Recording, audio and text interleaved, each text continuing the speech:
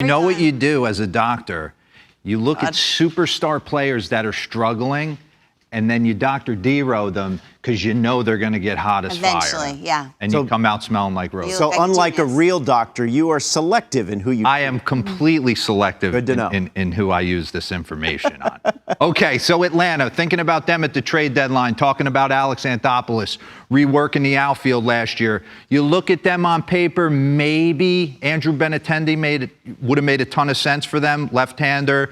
Bat to even it out in the outfield with Duvall down. I don't really know where they're going in this situation at this trade deadline. One thing I do know, Austin Riley's battling for an NL MVP. Last year, if Ronald Acuña doesn't get hurt, he probably has a chance at winning the NL MVP. But since he's come back, he's been scuffling a little bit, and you can tell. I was watching the Arizona series. He did hit 7 balls north of 95 miles an hour exit velocity, so he's on the upswing.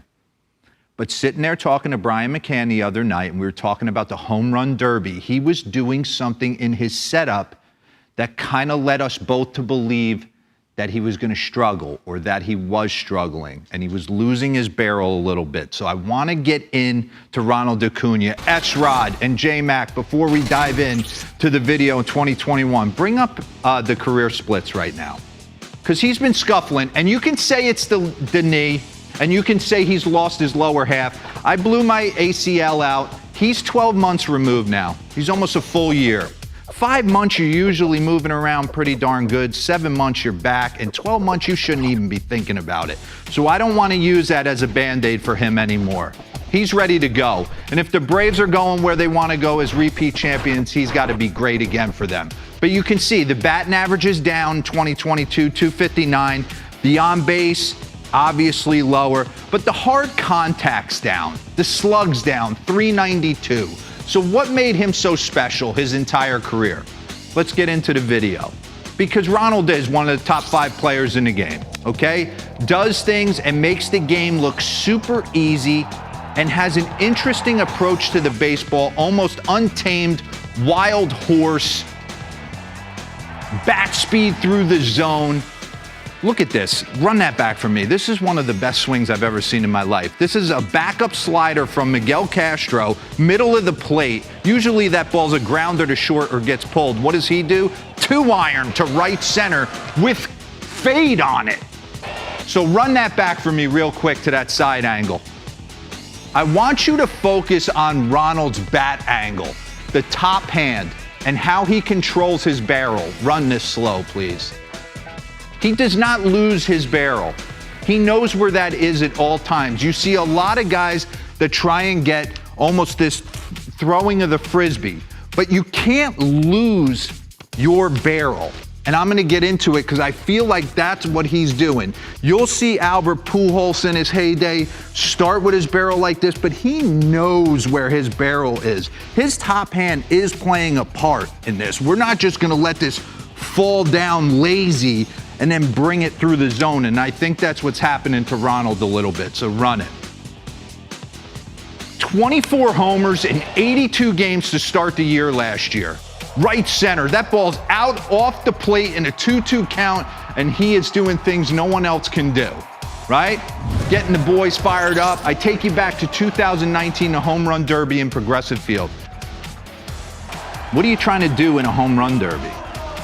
Make it as simple as you can. I want that ball middle in, and I want to hit everything to my pull side. No, not him. He's like, wherever you want to pitch me, I can drive the ball out to because I'm a phenomenal athlete. Run that back for me real quick. Focus again.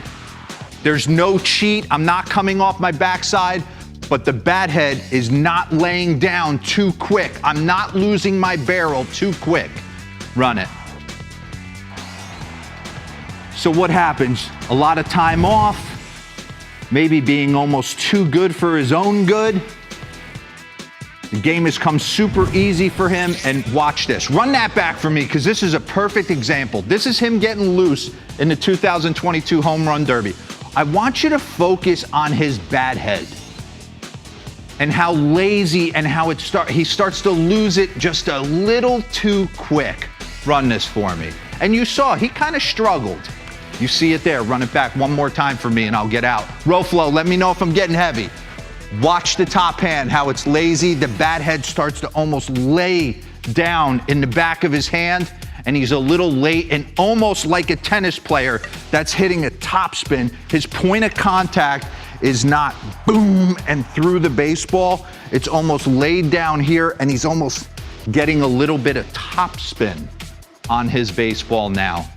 And what's happening, he's getting beat to the spot, and then you start cheating, and then Aaron Nola and different guys start abusing you. That's a pitch that he normally drives to right center.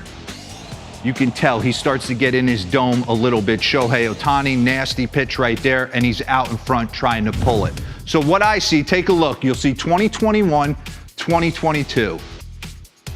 Watch the setup. It's very interesting the way he loads his hands. So watch 2021, pause. Look at the bat head right there. He's still got control of it with both hands, especially his top hand. He knows where that barrel is.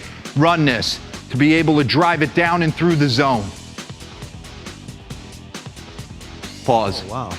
And now it's almost just a little bit of a lazy top hand. You see it, Robert? Yeah. It's very subtle, but it is there. And then what does he do? He comes off his backside a little bit. He's a little long, and now he's late to the baseball. These are subtle things that you see right here. But the proof's in the pudding. The biggest drop in slug percentage. Max Muncy struggled all year. Winker got off to a terrible start. And you see it. Ronald's on the list with some of the guys who have struggled from year to year. The differential is 204, minus 204. So this is quick. He's been early hitting. Like I said, he had a couple great at-bats in that Arizona series. He's going to get going. What do you mean he was almost too good for his own good? What do you mean by that? I feel like with a guy like Ronald and some of the superstars in the game, they're just not used to struggling, especially a young guy like himself. This game has come super fast and super quick, and I don't want to say super easy to him. That's cheating him of how good a player he is. Sure. But at the same time, the grind to, like, I feel like he always just thinks it's going to be there. It's going to be there. I've been the best player on every team I've ever played on, and it's just going to be there. And I just think you get lazy in your mechanics, and I think he's had a chance now to kind of do some early work with Kevin Seitzer, and I think you're going to see him get going.